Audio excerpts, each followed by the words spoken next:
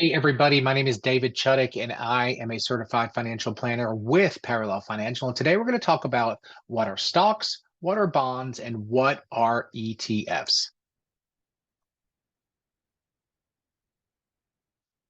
Okay, so let's start off with stocks.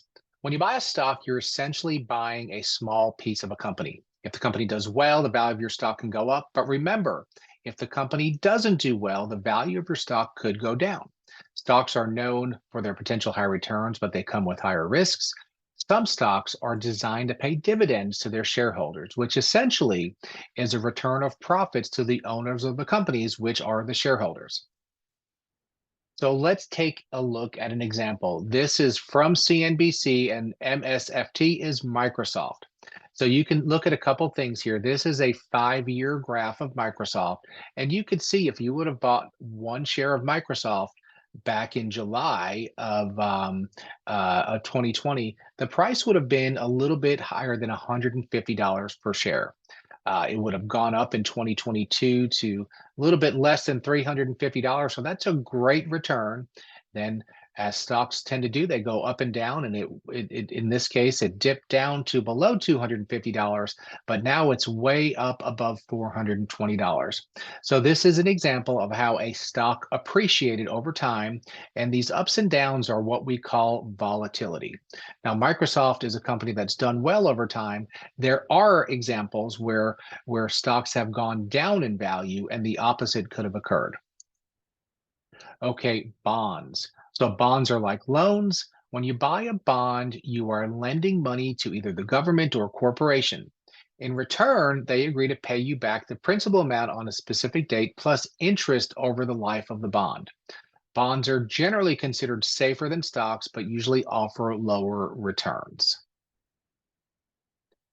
ETFs. ETF is an exchange traded fund.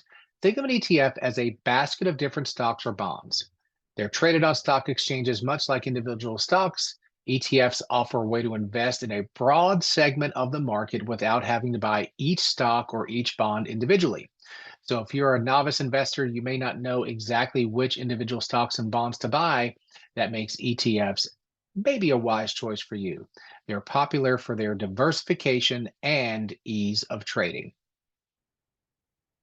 So some factors for you to consider when choosing an ETF. And consider the investment objective. Are you looking for growth? Are you looking for income? Maybe you're retired and you need income to pay your monthly expenses. Are you looking for balance or etc.? So make sure that you understand your objective and it's matching the ETF that you're purchasing. Your portfolio holdings. So what is held by the ETF and do they align with your investment philosophies? You also want to consider, does this ETF pay dividends? Is it designed to pay dividends, and is dividends something that you're looking for? What is the thematic focus of this ETF that you're looking at? Is it looking at a certain sector, maybe healthcare, or does it have a certain theme? And then finally, look at the expense ratio. The expense ratios of ETFs can vary, and obviously higher costs can deteriorate your rate of return. So if you have any questions, email me, David at parallelfinancial.com. Have a great day.